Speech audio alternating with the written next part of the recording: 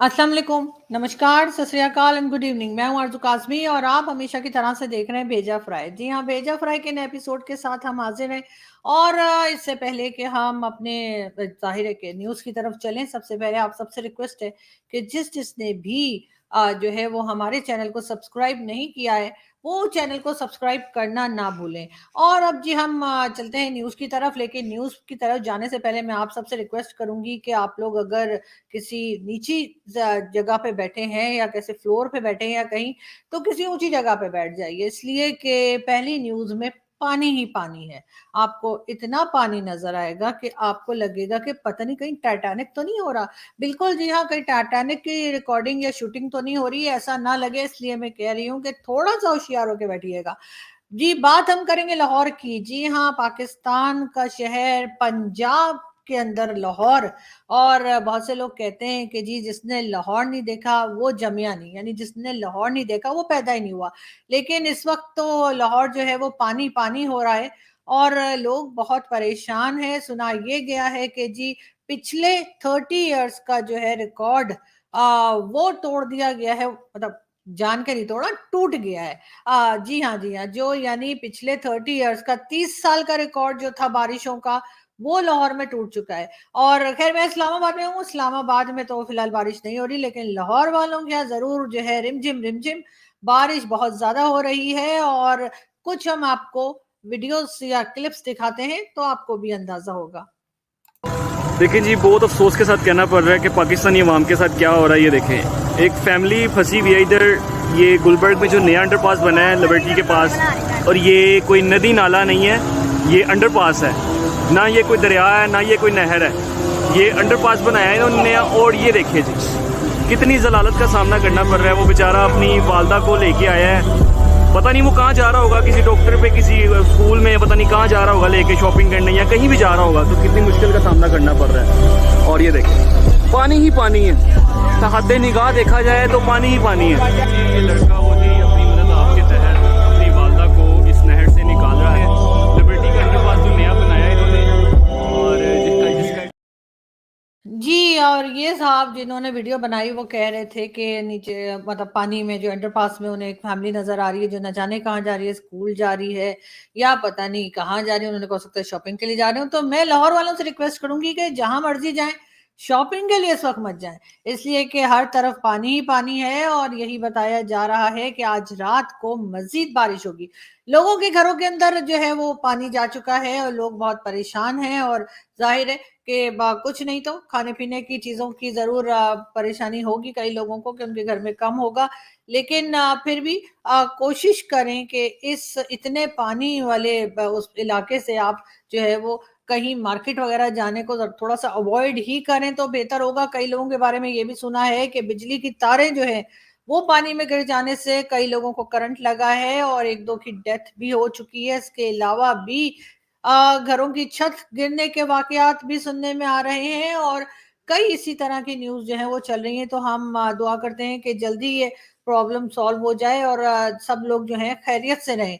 मगर साथ साथ ये भी है कि आज रात के लिए फिर कहा गया है कि एक बार फिर बारिशें होंगी। और खैर पहले शहबाज शरीफ साहब की गवर्नमेंट थी पंजाब में, उसके उनके जाने के बाद उस्मान बुजदार, इमरान खान के फेवरेट वसीम अकरम के साथ जिनको वो मिलाया करते थे, तो जी हाँ वसीम अकरम प्लस कहलाया करते थे उस्मान बुजदार साहब, उनके दौर में लग ये रहा है कि कोई ऐसा काम नहीं किया गया जिससे ये हो कि जब बारिशें होंगी तो आखिर वो पानी किस तरफ से निकलेगा और कैसे रोड्स को और सब जगहों को क्लियर किया जाएगा। बहुत बुरा हाल है लाहौर का। हम आपको एक वीडियो और दिखाते हैं।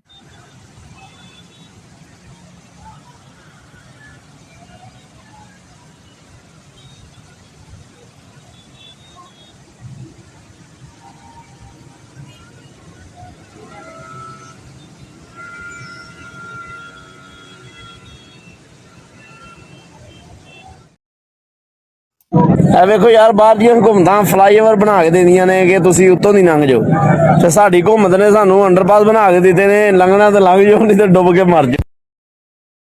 जी लोगों को बहुत परेशानी हो रही है, लेकिन गवर्नमेंट के कुछ लोग चेक करने के लिए भी गए, उनको भी देख लेते हैं।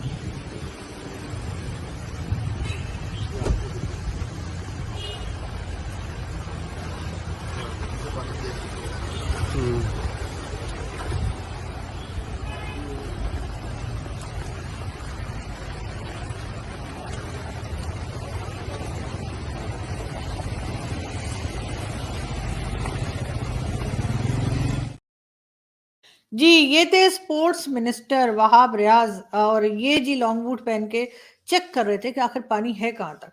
मगर बहरहाल इस वक्त लाहौर का बहुत बुरा हाल है, और जैसे हम बार बार बता रहे हैं, मजीद बारिशों के लिए कहा जा रहा है कि आज रात को होंगी, तो सब लोग जो हैं वो अपना थोड़ा एहतियात करें, खास तौर पे जहां पे ये बिजली बिजली के खंभे और तारें होती हैं उसके आसपास ना जाएं, बच्चों को घरों में रखें और अपनी एहतियात करें। बाकी देखते हैं कि गवर्नमेंट इस चीज से किस तरह से जो है काम करती है, इससे पीछा छुड़ाने के लिए, इससे बचने के लिए। खैर, हम जी चलते हैं अगली न्यूज की तरफ, और हम आपको ये बता दें, गवर्नमेंट का कहना है कि जी एलसीज खोली जाएंगी, जितने डॉलर कमाएंगे उतनी ही एलसीज खोली जाएंगी, यानी कि कमाने का भी इरादा है। हम तो समझ रहे थे कि सिर्फ मांग मांग के ही गुजारा होता है, लेकिन खैर अच्छी बात है अगर कमाने के बारे में भी सोचा गया है। लेकिन बहुत से लोगों का सामान जो है वो इसी वजह से जो है फंसा हुआ है, और एलसीज नहीं खुल रही हैं, जो कि बहुत टाइम से कहा जा रहा है कि जी कुछ कीजिए ताकि यहाँ पर थोड़ी बेहतरी आए। हर दूसरे दिन जो है वो ये कहा जाता है जी डॉलर रेट जो है वो डाउन हो गया, फिर उससे नेक्स्ट डे डॉलर 1 रुपए फिर बढ़ जाता है, उससे नेक्स्ट दिन 4 रुपए फिर डाउन हो जाता है, उससे नेक्स्ट दिन इसके बाद फिर 1 रुपया बढ़ जाता है। यही खेल जो है वो चलता जा रहा है। मगर अब बात ये की जा रही है कि अगली गवर्नमेंट जो आएगी, जो नेक्स्ट इलेक्शंस होंगे उसके बाद जो गवर्नमेंट आएगी, उसके लिए कौन सी खिचड़ी पक रही है। बहुत से लोग जानना चाहते हैं कि पहले लंदन में मुलाकातें, फिर दुबई में मुलाकातें सब पॉलिटिशियंस की, इमरान खान साहब को निकाल के, क्योंकि खान साहब से तो आजकल कोई मिल ही नहीं रहा। लेकिन उसके बाद अब सऊदी अरब, जैसा कि सभी जानते हैं कि नवाज शरीफ साहब गए हैं सऊदीया, और 1 वीक वो वहीं पे रहेंगे। तो फिर हो क्या रहा है, अब सुनने में ये आया है जी, जहां तक मतलब हमारे सूत्रों ने बताया है कि जी ये कह रहे हैं कि जी अब जो नेक्स्ट गवर्नमेंट आएगी इलेक्शंस के बाद, उसमें जी कहा यह जा रहा है कि आसिफ अली जरदारी साहब होंगे प्रेसिडेंट ऑफ पाकिस्तान। ठीक है, हो गया जी। अब उनके बेटे जो हैं यानी कि बिलावल भुट्टो जरदारी, वो फॉरेन मिनिस्टर के तौर पर ही रहेंगे, और उनको फॉरेन मिनिस्टर ही बनाया जाएगा। जाहिर है अगर अब्बा प्रेसिडेंट होंगे तो बेटा तो फॉरेन मिनिस्टर होगा ही ना। खैर, होना भी चाहिए। बाकी रह गए नवाज शरीफ साहब, तो नवाज शरीफ साहब बनेंगे जी प्राइम मिनिस्टर। जी हाँ, नवाज शरीफ साहब के लिए ये कहा जा रहा है कि वो प्राइम मिनिस्टरशिप के लिए बिल्कुल तैयार हैं, और अब चौथी बार नवाज शरीफ साहब को जो है भाई लोग बोले तो एस्टेब्लिशमेंट लेकर आ रही है। मगर शहबाज शरीफ साहब के लिए ये भी कहा जा रहा है कि वो कोशिश कर रहे हैं कि इस वक्त जो गवर्नमेंट चल रही है वो तकरीबन 1 साल और चल जाए, तो अच्छा है कि क्योंकि वो आईएमएफ से लोन लेकर आए हैं और उसका क्रेडिट उन्हें जाता है, तो इस वजह से वो कुछ टाइम के लिए और प्राइम मिनिस्टर हैं। मगर नवाज शरीफ साहब इस चीज के लिए तैयार नहीं है। हाँ, ये जरूर है कि सुने में आया है कि आसिफ अली जरदारी और मौलाना फजल रहमान को इस बात पे कोई एतराज नहीं है। मगर देखते हैं कि क्या होता है और किस तरीके से आगे बढ़ते हैं। लेकिन बहरहाल अभी तक की न्यूज यही है कि आसिफ अली जरदारी को सदर के तौर पे, बिलावल भुट्टो को फॉरेन मिनिस्टर के तौर पे, और Nawaz Sharif as a prime minister of Pakistan जो है नेक्स्ट इलेक्शन में लाए जाएंगे। अब अगर ये बातें पहले से ही मालूम है, मतलब अगर ये लोग ये बात कर रहे हैं कि ऐसा होने जा रहा है और हो सकता है ऐसा हो भी जाए, तो फिर इलेक्शन कराने की क्या जरूरत है? इलेक्शन में पैसा खर्च करने की क्या जरूरत है? इलेक्शन के दिन लोगों को परेशान करके घर से बाहर निकालने की क्या जरूरत है कि जाके वोट डालो? इसलिए कि सब कुछ तो पहले ही डिसाइड हुआ हुआ है कि कौन प्राइम मिनिस्टर होगा, कौन सदर होगा, कौन फॉरेन मिनिस्टर होगा। तो भाई इलेक्शन के बगैर ही बता दीजिए। आप ये इंडिया वाली नौटंकी क्यों करते हैं कि इलेक्शंस हो रहे हैं हमारे यहाँ? क्योंकि जब इंडिया में इलेक्शंस होते हैं तो वहां के लोग वोट डालते हैं, और उस वोट या वोटिंग की बेस के ऊपर ही वहां पर गवर्नमेंट बनती है, किसी को अच्छा लगे या बुरा लगे। लेकिन प्राइम मिनिस्टर मोदी जो है वो वोट लेकर ही प्राइम मिनिस्टर बने हैं, और 2 बार तो ऐसा हुआ ही है उनके साथ कि दोनों बार वो इलेक्शन जीते हैं और तभी प्राइम मिनिस्टर बने हैं। उनकी स्टैब्लिशमेंट ने या उनकी फौज ने ऐसा नहीं किया कि उनको कह दिया हो कि जी इलेक्शन जैसे मर्जी हो रहे हैं लेकिन जी प्राइम मिनिस्टर आप हैं। और अब थर्ड टाइम के लिए भी बहुत ज्यादा रेस है, बहुत ज्यादा मेहनत है, बहुत ज्यादा भागदौड़ हमें इंडिया में नजर आती है। लेकिन पाकिस्तान में क्या हो रहा है? पाकिस्तान में जी पहले से ही जो है वो जलेबियां बनाई जा रही हैं, और पहले से ही सब लोगों को ये मालूम होता जा रहा है कि आखिर आ कौन रहा है। तो मैं इसलिए कहती हूँ, हमेशा कहती हूँ कि क्यों इलेक्शन के ऊपर पैसा और टाइम जाया करते हैं, क्योंकि पैसा भी बहुत इंपॉर्टेंट है और टाइम तो है ही। तो ये करिए कि बस अनाउंस कर दीजिए, कहानी खत्म। वैसे भी अवाम या पब्लिक कर क्या लेगी। मगर खैर, हम बढ़ते हैं आगे। हम आपको ये बताएं कि जी इमरान खान की पार्टी के परवेज खटक साहब, जी हाँ, परवेज खटक साहब, जब इमरान खान की गवर्नमेंट थी तो उस जमाने में ये डिफेंस मिनिस्टर हुआ करते थे। अब ये कभी पीटीआई को कुछ कह देते हैं तो पीटीआई पलट के इनको कुछ कह देती है। अब ये भी सुनने में आया है कि पीटीआई ने ये फैसला किया है कि इनको पार्टी से निकाल दिया जाए। अब रोज रोज की झकझक पक पक पक पक के बजाय इनको निकाल देना ही बेहतर होगा, ये कहना है जी पीटीआई का। अब देखते हैं इसमें इमरान खान कहाँ तक मानते हैं। साथ साथ जी हमारे जो फॉरेन मिनिस्टर हैं बिलावल भुट्टो जरदारी, जी हाँ, बिलावल भुट्टो जरदारी जो है जी वो न्यूयॉर्क पहुंच गए। जाते ही रहते हैं, कोई नई बात नहीं है। बहुत कम ऐसा होता है कि हमारे फॉरेन मिनिस्टर जो हैं वो हमें पाकिस्तान में कहीं टिके हुए दिखाई दे जाएं। मगर खैर कोई बात नहीं। मैंने सुना है कि बड़े बड़े देशों में ऐसी छोटी छोटी बातें होती रहती हैं। तो बिल्कुल जी, बिलावल भुट्टो जरदारी एक बार फिर न्यूयॉर्क पहुंच गए हैं और वहां पे उनकी क्या एक्टिविटीज होंगी, खैर वो तो हम आपको बता ही देंगे जैसे ही हमें पता लगेगा। अभी तो हमें खुद नहीं पता वो गए क्यों है। लेकिन बहरहाल गए तो वो जापान थे, लेकिन लगता है यही जाना था, जापान पहुंच गए, चीन समझ गए ना, ये वाला सीन हो गया। मुझे लगता है वो जा गए तो जापान थे, लेकिन वहां से वापस आते आते वो जी अमेरिका और न्यूयॉर्क, मतलब न्यूयॉर्क पहुंच गए। अब देखते हैं वहां पे वो किससे मुलाकात करते हैं और क्यों मुलाकात करते हैं। लेकिन जापान में उनका विजिट काफी अच्छा रहा है। जापान के जो ऑफिशियल्स थे उन्होंने भी उनको अच्छे से वेलकम किया है।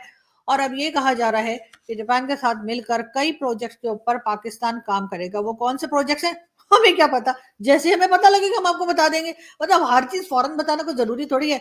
जब पता लगेगा तो बता देंगे, अभी तो हमें खुद नहीं पता कि क्या होगा। हाँ, ये जरूर कहा गया है कि जी दोनों कंट्रीज मिलकर आपस में कुछ ना कुछ प्रोजेक्ट के ऊपर काम करेंगी। अब वो प्रोजेक्ट क्या है, आप भी सोचिए, हम भी सोचते हैं, आखिर ऐसा क्या है जो हम जापान को दे सकते हैं और आखिर ऐसा क्या है जो हम जापान से ले सकते हैं। खैर ले तो हम बहुत कुछ सकते हैं, लेकिन दे क्या सकते हैं, ये सोचने वाली बात है। और अच्छा है, इसी बहाने आप लोगों को खाली बैठे बैठे दिमाग दौड़ाने की भी आदत हो जाएगी।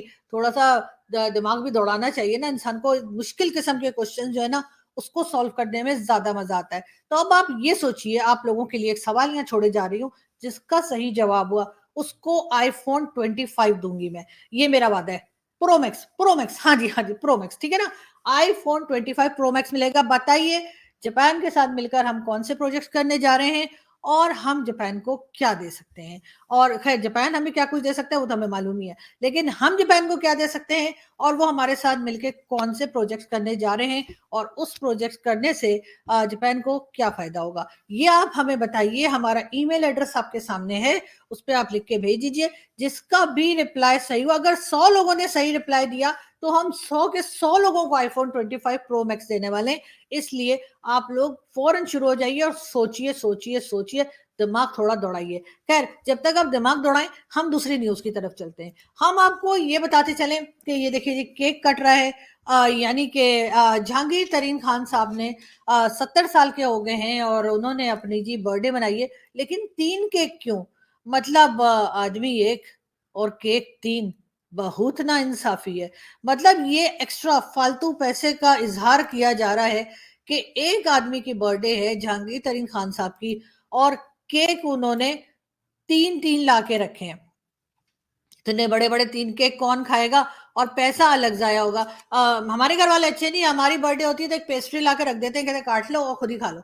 तो सस्ता मजबूत टिकाऊ किस्म के काम करते हैं हमारी फैमिली, तो इस वजह से ऐसा है। खैर हम आपको ये भी बता दें कि जी गोल्ड रेट जो है वो भी कम हुआ था। मतलब कल हमने आपको कल परसों बताया था कि 8,000 कम हो गए थे। अब जी यानी कि उसमें 1,000 फिर बढ़ गए, यानी जो 8,000 कम हुए थे उसमें 1,000 जो है वो एक बार फिर बढ़ चुके हैं। और अब गोल्ड प्राइस जो पाकिस्तान में है वो 1 तोला गोल्ड जो है उसकी प्राइस 2,06,000 है। खैर हमें तो कोई फर्क पड़ता नहीं जी, प्राइस ज्यादा हो जाए या कम हो जाए, हम तो तब तक गोल्ड नहीं ले सकते जब तक कोई हमें फ्री में ना दे दे। और फ्री में कौन देगा, तो जाहिर है फ्री में तो कोई भी नहीं देता। तो लेकिन बहरहाल हमने आपको रेट बताने थे, हमने आपको बता दिए। लेकिन गोल्ड के साथ साथ हमें याद आए हैं जी टमाटर। जी हाँ, आप भी हैरान होंगे कि भला टमाटर क्या हो रहा है। जी हाँ, अब हुआ ये है कि जी इंडिया में टमाटर बड़े महंगे हो गए। हमारे बहुत से दोस्त ये भी सोच रहे हैं कि 2-4 दिन के लिए टमाटर ना खाएं तो शायद प्राइस डाउन हो जाए, और हो भी सकती है। लेकिन अगर आप लोगों को कोई टेंशन है, कोई परेशानी है, तो हमें बताइए, आप क्या टमाटर मिल रहे हैं 150 रुपए के, यानी कि 150 रुपीज के मिल रहे हैं, हमारे यहाँ 100 रुपए के मिल रहे हैं। और अगर आप लोग कहेंगे तो मैं ये टोकरे भर भर के आपको भिजवा दूंगी। तो इसलिए आप लोग अपना दिल मत मारिए, आप लोग बिल्कुल टमाटर खाइए। हरगिज मत ये सोचिए कि आप लोग अगर टमाटर नहीं खाएंगे तो प्राइस डाउन हो जाएगी, इसलिए कि कितने दिन नहीं खाएंगे। और अगर थोड़े से पैसे देने पड़ रहे हैं टमाटर में ज्यादा, तो क्या हो गया, आपकी तो इतनी बड़ी मिलियन की, बिलियन की, ट्रिलियन की, पता नहीं कौन कौन सी तो इकोनॉमी है आप इंडिया की, और आप लोग इतनी इतनी सी चीजों में, मतलब टमाटर के ऊपर आप लोग जो है बाइकआउट करने जा रहे हैं। मतलब हद है, कमाल करते हैं पांडे जी वैसे। लेकिन बहरहाल टमाटर खाइए जी, टमाटर बड़ी जबरदस्त सब्जी होती है और मुझे खुद को बड़ी पसंद है। मैं तो वैसे ही काट काट के नमक डाल के खा जाती हूँ। तो आप लोग भी खाइए, कोई टेंशन नहीं है। और उसके लिए बिल्कुल बाइकआउट ना करें, क्योंकि छोटी छोटी बातों में पैसा खर्च कर लिया करें, इतनी भी कंजूसी अच्छी नहीं है। और जैसा मैंने कहा कि आप लोगों की तो कितनी जबरदस्त इकोनॉमी चल रही है, तो फिर किस बात की टेंशन है। खैर, यहाँ से हम चलते हैं और एक वीडियो देखते हैं। तो गाने सुनना हराम है, लेकिन बस गाने ऐसे हैं जो आपको इस्लाम से निकाल देते हैं, इस्लाम से खारिज कर देते हैं, और उनकी वजह से निकाह भी टूट जाता है। बीवी से दोबारा निकाह करना पड़ेगा। जब तक दोबारा निकाह हम नहीं करेंगे, उस वक्त तक हमारा बीवी से ताल्लुक और जायज नहीं है। जो बच्चे पैदा होंगे वो भी जायज शुमार नहीं होंगे। मैं आज आपको वही गाने बताऊंगा। सबसे पहले नंबर पर एक गाना है कि कुदरत ने बनाया होगा फुर्सत से तुझे मेरे यार, कुदरत ने बनाया होगा फुर्सत से तुझे मेरे यार। अब फुर्सत का लफ्ज के अल्लाह के लिए बोलना यह हकीकत में कुफ्र है, यह जायज नहीं है। और दूसरा एक गाना है, मैं प्यार का पुजारी मुझे प्यार चाहिए, मैं प्यार का पुजारी मुझे प्यार चाहिए, रब जैसा ही मुझे सुंदर यार चाहिए। अब देखें, प्यार का पुजारी, इसमें दो कुफ्र हैं। एक प्यार का पुजारी है, प्यार की पूजा करता है जो रब के अलावा है प्यार, और दूसरा रब जैसा सुंदर चाहिए। और कुरान तो कहता है लैसा कमिस्लिही शै, उस जैसा कोई नहीं है। तो ये दो कुफ्र हैं इस शेर के अंदर, कि जब से तेरे नैना मेरे नैनों से लागे रे, तब से दीवाना हुआ, सबसे बेगाना हुआ, रब भी दीवाना लागे रे। अब देख लें इसमें कि इसमें जो है ये कह रहा है कि रब भी दीवाना लगता है। तो ये सरासर कुफ्र है। और इस तरह का जो कलिमात गाना कहेगा और जो खुश होकर सुनेगा वो भी दायरा इस्लाम से खारिज हो जाएगा। एक और गाना है कि हर दुख को है गले लगाया, हर मुश्किल में साथ निभाया, हर दुख को है गले लगाया, हर मुश्किल में साथ निभाया, उसकी मैं क्या तारीफ करूं जिसे रब ने फुर्सत में बनाया। अब यहां पर भी फुर्सत, मुशक्कत, टाइम निकालना, ये इन चीजों, ये अल्लाह के लिए चीजें बोलना, ये जो है ये हराम है और बंदा दायरा इस्लाम से खारिज हो जाता है। बीवी से निकाह भी उसका टूट जाता है। एक और गाना है कि मेरी निगाह में आप क्या बन के रहते हैं, कसम खुदा की खुदा बन के रहते हैं। जी, ये कोई मौलाना थे, और जहां तक मुझे मालूम हुआ है ये इंडियन मौलाना है। वैसे तो खैर हमारे मौलाना भी इनसे कम नहीं है, एक से एक फेंकू किस्म के, लेकिन इंडियन मौलाना भी बड़े इंटरेस्टिंग होते हैं। और देखिए क्या क्या गाने उनको याद थे, और सब गाने सुन के वो खुद भी बैठे हुए थे, लेकिन अपने बारे में उन्होंने कुछ नहीं कहा कि उन्होंने अगर ये सारे सॉन्ग सुने हैं तो फिर उनका अपने बारे में क्या ख्याल था कि वो इस्लाम में है या इस्लाम से बाहर हो गए। लेकिन खैर, इस किस्म की बातें तो हमारे मौलवी करते ही रहते हैं, लेकिन हम साथ साथ आपको ये भी बता दें कि हम बात करते हैं इमरान खान साहब की।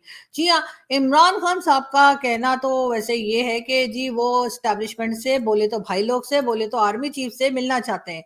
इमरान खान बार बार कह रहे हैं कि जी मैं अपनी कौम के लिए, अपनी कंट्री के लिए जो है वो आर्मी चीफ से मिलना चाहता हूं, लेकिन आर्मी चीफ मुझे टाइम ही कोई नहीं दे रहे।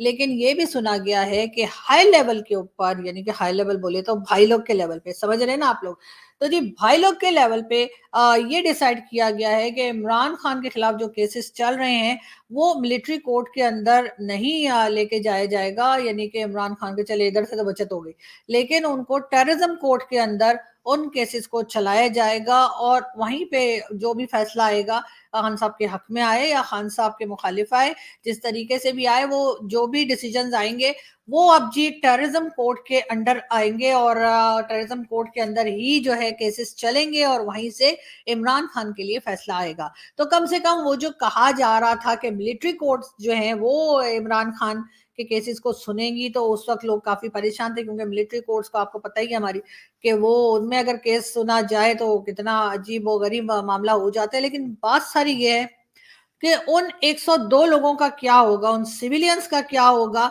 जिनके लिए 17 कोर्ट्स बना दी गई, 17 मिलिट्री कोर्ट्स बनाई गई हैं जिनके ऊपर मिलिट्री कोर्ट्स के अंदर केसेस चल रहे हैं। यानी कि यहाँ पर भी इमरान खान या पैसे वाला समझ लीजिए या पॉलिटिशियन समझ लीजिए कि वो साफ बच गए और वो लोग बेचारे जो इमरान खान का साथ दे रहे थे और खामखई नारे मार रहे थे खान साहब के लिए, वो पकड़े गए। और अब वो 102 लोग कहाँ हैं कुछ पता नहीं है। यही कहा जा रहा है कि जी 17 कोर्ट्स बना दी गई हैं मिलिट्री कोर्ट्स और उनके अंदर उन 102 लोगों को जिन्हें अरेस्ट किया गया है उनके केसेस सुने जा रहे हैं, उनके केसेस चल रहे हैं। अगर उन लोगों को, वो सिविलियंस है, अब उन सिविलियंस के लिए भी फिर कोई इसी तरह की कार्रवाई करनी चाहिए थी, इसी तरह का स्टेप लेना चाहिए था जो इमरान खान के लिए लिया गया है, क्योंकि उनको भी उतना ही हक है बाहर आने का या अपने केसेस जो है वो किसी आम अदालत में लेकर जाने का जितना इमरान खान को। लेकिन बहरहाल यहाँ पे कौन सुनता है और किसकी क्या समझ में आता है कुछ कहा नहीं जा सकता। लेकिन हम आपको ये भी बताते चलें कि अफगानिस्तान की बात अगर हम करें तो अफगानिस्तान ने में जो गवर्नमेंट है तालिबान की, जिसे हम ही लाए हैं और हम लोग जा जाके वहाँ कावा पी रहे थे और आपको पता है ना हमारे भाई लोग वहाँ पहुंचे हुए थे। जनरल फैज हमीद जो हैं वो बार बार अफगानिस्तान का चक्कर लगाते थे, वही वाली पिछवाड़े वाले, याद है आपको? जी हाँ, जी हाँ, जी हाँ। तो जिन्हें नहीं पता पिछवाड़े की स्टोरी, वो हमारी कोई पिछली वीडियो देख लें तो आपको पता लग जाएगा कि पिछवाड़े की स्टोरी का क्या लिंक है उनके साथ। लेकिन बहरहाल मैं आपको आगे की स्टोरी ये बता रही थी कि तालिबान ने अब पाबंदी लगा दी है। पहले तो उन्होंने कहा था कि जी लेडीज जो है वो बाहर नहीं आ सकती बगैर अबाया के या बगैर स्कार्फ के, और फिर उन्होंने कहा कि जी जॉब नहीं कर सकती, जितनी लेडीज काम कर रही थी टीवी चैनल वगैरह से भी निकलवा दिया। अब उन्होंने एक नया कानून लेकर आए हैं तालिबान और उनका कहना ये है कि जी जो लेडीज हैं, जो फीमेल्स हैं अफगानिस्तान की, वो ब्यूटी पार्लर नहीं चला सकती, ना ब्यूटी पार्लर में जा सकती हैं। उन्होंने सारे ब्यूटी पार्लर्स के लाइसेंस कैंसिल कर दिए हैं और कहा है घर बैठो, घर में ही ब्लो ड्राई करो और घर में ही तैयार वैयार हो जाओ। लेकिन ब्यूटी पार्लर्स बंद कर दिए गए हैं। अब पूछना ये था कि जो मर्द बाल कटवाते हैं क्या उनके साथ भी ऐसा ही कोई सलूक होने जा रहा है? क्या उनके लिए भी जो मेल सैलून्स होते हैं, बहुत से लोग जाते भी हैं वहां पर, बड़ी अपनी तैयारियां आ रही हैं। हमारे यहाँ तो जी ईद बकरा ईद पे भी लोग बहुत जाके फैशन वैशन करते हैं। तो फिर क्या किया जाएगा? क्या उन लोगों के साथ भी यही सलूक होगा या फिर उनके बाल ऐसे कटेंगे? यानी हेयर कट के लिए जब कोई जाएगा अफगानिस्तान में तो ये होगा उसके साथ।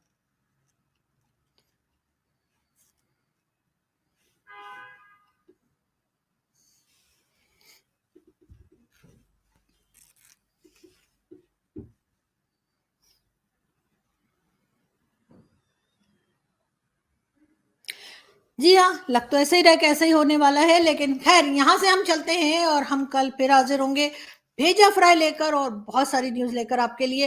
हंसते रहिए, मुस्कुराते रहिए, अपना बहुत ख्याल रखिए। और अगर लाहौर में इतनी बारिशें हो रही हैं तो यकीनन इस्लामाबाद और पूरे पाकिस्तान में ऐसा ऐसा करके बारिशें आने वाली होंगी, और साथ साथ इंडिया में भी। तो इंडिया में हमारे बहुत से दोस्त रहते हैं, बहुत से लोग रहते हैं जो हमें बहुत प्यार करते हैं, बहुत से ऐसे लोग भी रहते हैं जो हमें सुबह शाम गालियां भी देते हैं। तो हम चाहते हैं कि आप सब लोग हिफाजत से रहें। तो अपना बहुत ख्याल रखिएगा, हंसते रहिए, मुस्कुराते रहिए, और बारिशों में बाहर निकलने से थोड़ा सा परहेज कीजिएगा, या फिर कम से कम किसी ऐसे एरिया में ना जाइएगा जहां पे बहुत ज्यादा पानी जमा हुआ हो या किसी किस्म का भी जो है ट्रैफिक जैम हो या इस किस्म की कोई प्रॉब्लम आपको ताकि फेस ना करनी पड़े। अपना बहुत ख्याल रखिए। कल फिर मिलते हैं एक बार फिर भेजा फ्राई के साथ। Thank you.